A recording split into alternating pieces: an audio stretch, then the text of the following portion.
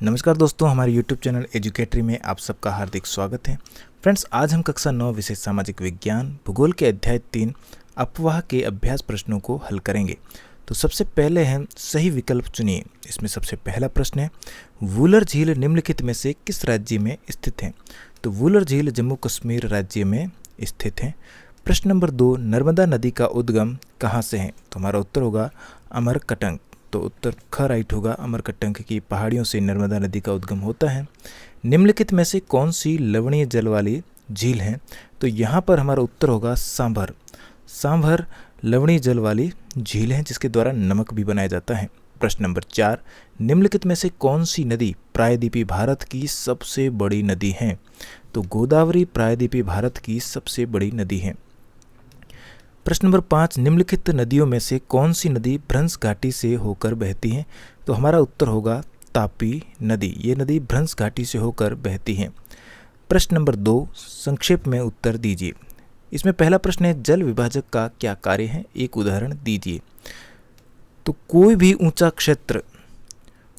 क्षेत्र जैसे पर्वतीय उच्च भूमि दो पड़ोसी अपवाह द्रोणियों को एक दूसरे से अलग करती हैं। इस प्रकार की उच्च भूमि को जल विभाजक कहते हैं। उदाहरण के लिए सिंधु तथा गंगा नदी के बीच का जल विभाजक। प्रश्न नंबर 2, भारत में सबसे विशाल नदी द्रोणी कौन सी है? तो हमारा उत्तर होगा भारत में सबसे विशाल नदी द्रोणी है गंगा। प्रश्न नंबर 3, सिंधु एवं गंगा नदियाँ कहाँ से निकलती हैं? हमारा उत्तर होगा सिंधु नदी तिब्बत में मानसरोवर झील के पास से और गंगा नदी हिमालय में गंगोत्री हिमानी से निकलती हैं। प्रश्न नंबर 4, गंगा की दो मुख्य धाराओं के नाम लिखिए। ये कहाँ पर एक दूसरे से मिलकर गंगा नदी का निर्माण करती हैं? तो हमारा उत्तर होगा गंगा की दो मुख्य धाराओं के नाम है भागीरथी, गंगोत्री हिमानी से निकलती हैं, और अलकनंदा उत्तराखंड के देवप्रयाग नामक स्थान से मिलकर गंगा नदी का निर्माण करती हैं। यानी कि भागीरथी जो नदी है वो गंगोत्री हिमानी से निकलती हैं और अलकनंदा उत्तराखंड से निकलती है। देवप्रयाग पर ये दोनों नदियाँ आपस में मिलकर गंगा नदी का निर्माण करती हैं। फ्रेंड्स, आगे बढ़े उससे पहले आपसे रिक्वेस्ट रहेगी कि अगर आपने मेरे चैनल को सब्सक्राइब नहीं किया है तो चैनल को सब्सक्राइब करके बेल आइकन को प्रेस करें ताकि मेरे आने वाले सारे वीडियो आप तक आसानी से पहुँच सके। तो चलिए कंटिन्यू करते हैं। प्रश्न नंबर 5, लंबी धारा होने के बावजूद तिब्बत के क्षेत्र में ब्रह्मपुत्र में कम गाद यानी कि सिल्ट क्यों है? तिब्बत एक शीत एवं शुष्क क्षेत्र है, अतः यहाँ इस नदी में जल एवं सिल्ट की मात्रा बहुत कम होती है। भारत में यह उच्च वर्षा वाले क्षेत्र से होकर गुजरती है। यहाँ नदी में जल एवं सिल्ट की मात्रा बढ़ जाती है। उत्तर भारत की अन्य नदियों के विपरीत ब्रह्मपुत्र नदी में सिल्ट निक्षेपण की मात्रा बहुत अधिक होती है। इसके कारण नदी की सतह बढ़ जाती है और यह बार बार अपनी धारा के मार्ग में परिवर्तन लाती हैं। प्रश्न नंबर 6, कौन सी दो प्रायद्वीपीय नदियाँ गर्त से होकर बहती हैं? समुद्र में प्रवेश करने के पहले वे किस प्रकार की आकृतियों का निर्माण करती हैं? हमारा उत्तर होगा नर्मदा एवं तापी प्रायद्वीपीय नदियाँ गर्त से होकर बहती हैं। समुद्र में प्रवेश करने के पहले वे एस्चुरी आकृतियों का निर्माण करती हैं।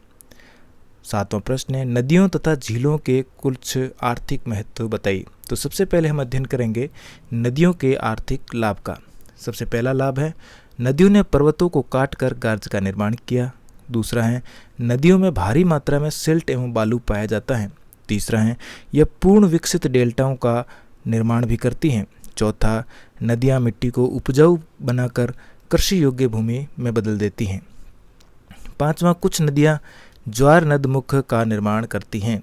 6ठा है, कुछ बड़ी नदियाँ छोटी छोटी नदियों को आपस में जोड़ने का काम भी करती हैं। और 7वां है, औद्योगिक विकास को बढ़ावा देती हैं। अब है झीलों के आर्थिक लाभ।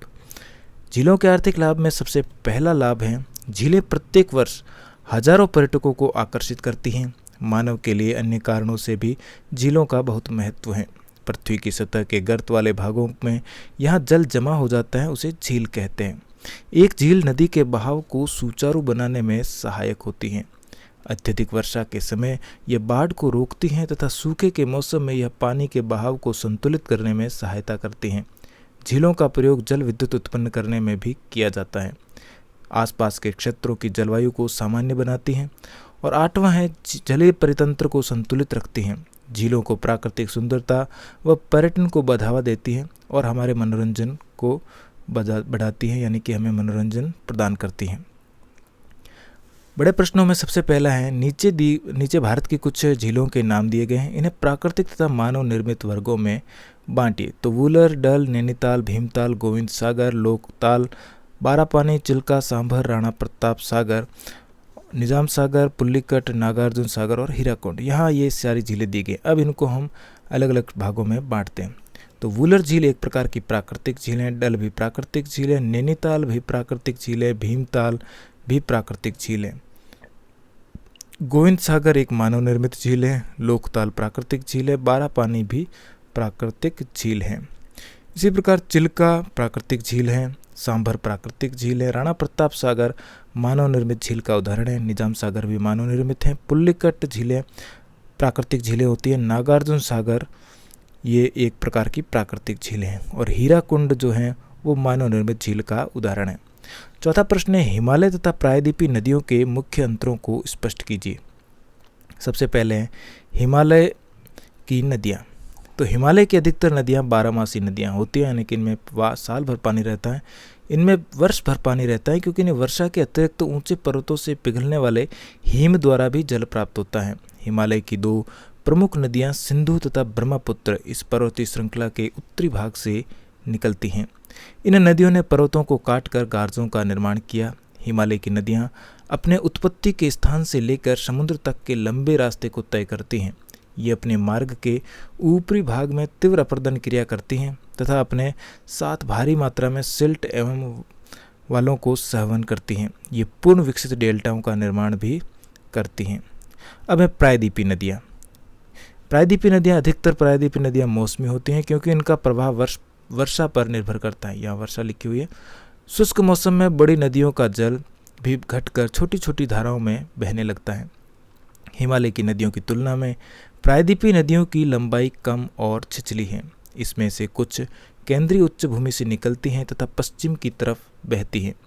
पांचवा है प्रायद्वीपीय भारत की अधिकतम नदियाँ पश्चिमी घाट से निकलती हैं और बंगाल की खाड़ी की तरफ बहती हैं। पांचवा प्रश्न है प्रायद्वीपीय पठार के पूर्वी एवं पश्चिम की ओर बहने वाली नदियों की तुलना कीजिए। तो सबसे पहले है पूर्व की ओर बहने वाली नदियाँ। गोदावरी, कृष्णा, कावेरी नदियाँ पश्चिमी घाट से निकलकर पूर्व की ओर बहते हुए बंगाल की खाड़ी में समाप्त हो जाती हैं। ये नदियाँ डेल्टा बनाती हैं। अब है पश्चिम की ओर बहने वाली नदियाँ।